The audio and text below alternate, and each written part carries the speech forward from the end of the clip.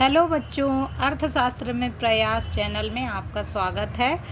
कक्षा 12th अर्थशास्त्र द्वितीय परीक्षा के लिए महत्वपूर्ण प्रश्न आपको मैं डेली लेकर आऊँगी।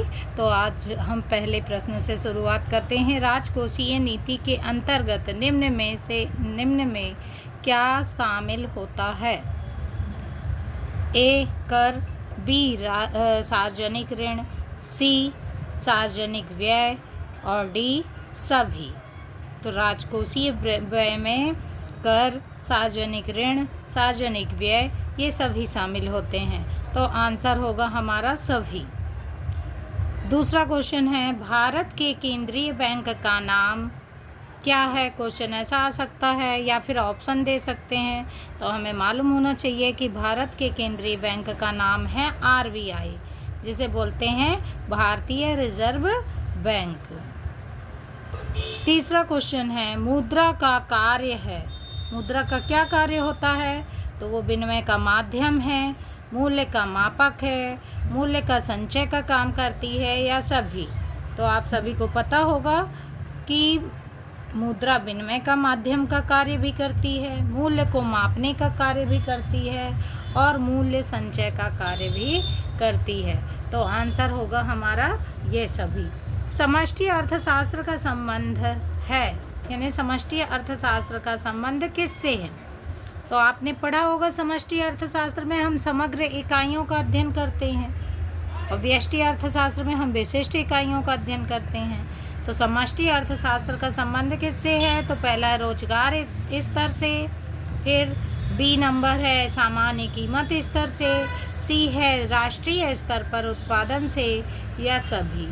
डी नंबर है सभी। तो आंसर होगा ये सभी। समष्टि स्तर पर निर्णय कौन लेता है? समष्टि स्तर पर निर्णय कौन लेता है? तो अभी मैंने बताया कि समष्टि अर्थशास्त्र का मतलब है जिसमें ऐसा अर्थशास्त्र जिसमें कि हम समग्र इकाइयों का अध्ययन करते हैं। तो इस पे क्या आएगा? इस पे ये थोड़ी सी गड़बड़ हो गई है, तो इधर पे हम लिख देते हैं उद्योग।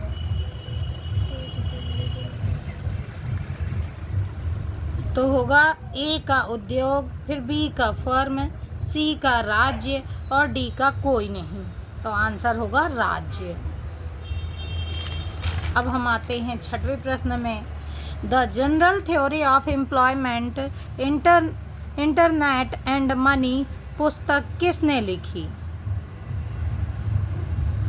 तो इसका आंसर है जे.एम.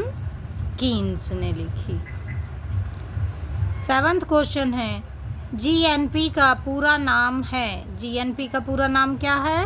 तो पहले तो हम देख लें इंग्लिश में, ग्रॉस नेशनल प्रोडक्शन या प्रोडक्ट, ग्रॉस नेशनल प्रोडक्ट। फिर हिंदी में है सकल राष्ट्रीय उत्पाद। क्वेश्चन नंबर 8, जीडीपी का पूरा नाम क्या है?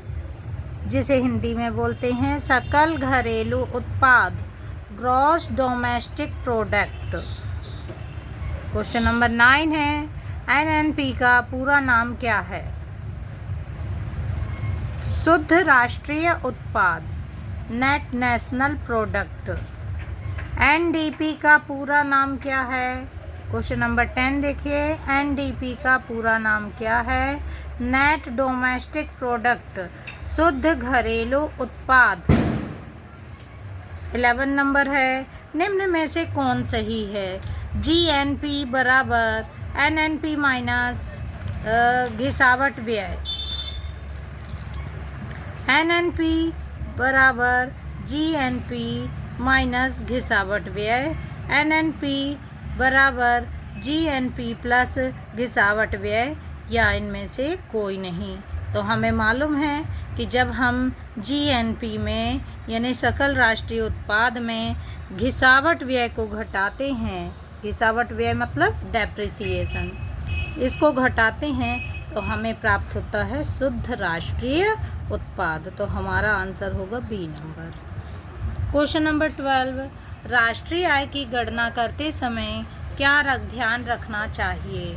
तो राष्ट्रीय आय की गणना के संबंध में हम जैसे डिटेल में भी पढ़ा होगा कि दोहरी गणना की समस्या होती है, तो राष्ट्रीय आय की गणना करते समय हमें क्या ध्यान रखना चाहिए? दोहरी गणना, बी नंबर बहुल गणना, सी नंबर एकल गणना, या इनमें से कोई नहीं। तो आंसर होगा दोहरी गणना। क्वेश्चन नंबर 13, माइक्रो शब्द किस भाषा से लिया गया है? माइक्रो जो कि व्यष्टि अर्थशास्त्र को कहा जाता है, माइक्रो इकोनॉमिक्स। तो माइक्रो या मैक्रो कोई भी शब्द बोले तो वो किससे लिया गया है? तो ऑप्शन है ए ग्रीक, बी अंग्रेजी, सी जर्मन, डी अरबी। आंसर होगा हमारा ए ग्रीक। क्वेश्चन नंबर 14, अर्थव्यवस्था को कितने भागों में वर्गीकृत किया गया है? तो जैसा कि हम पढ़ते आ रहे हैं, अर्थव्यवस्था को कितने भागों में वर्गीकृत किया गया है? ऑप्शन है ए का 1, बी का 2, सी का 3, डी का 4।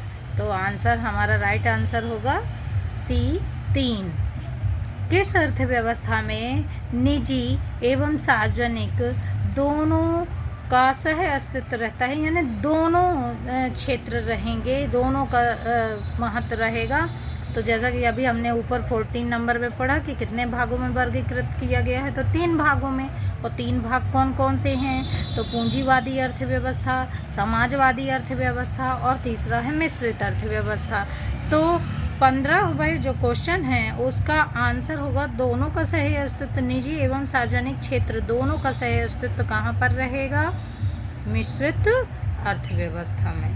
पूंजीवादी अर्थव्यवस्था में व्यक्तिगत लोगों का ज़्यादा महत्व रहता है, अधिकतम लाभ कमाना उद्देश्य होता है। समाजवादी अर्थव्यवस्था में उत्पादन के साधनों पर सरकार का नियंत्रण होता है और जो निर्णय लिए जाते हैं वो आर्थिक कल्याण से को ध्यान में रख लिए जाते हैं। अधिकतम लाभ कमाना उद्देश्य न होकर आर्थिक कल्याण होता है।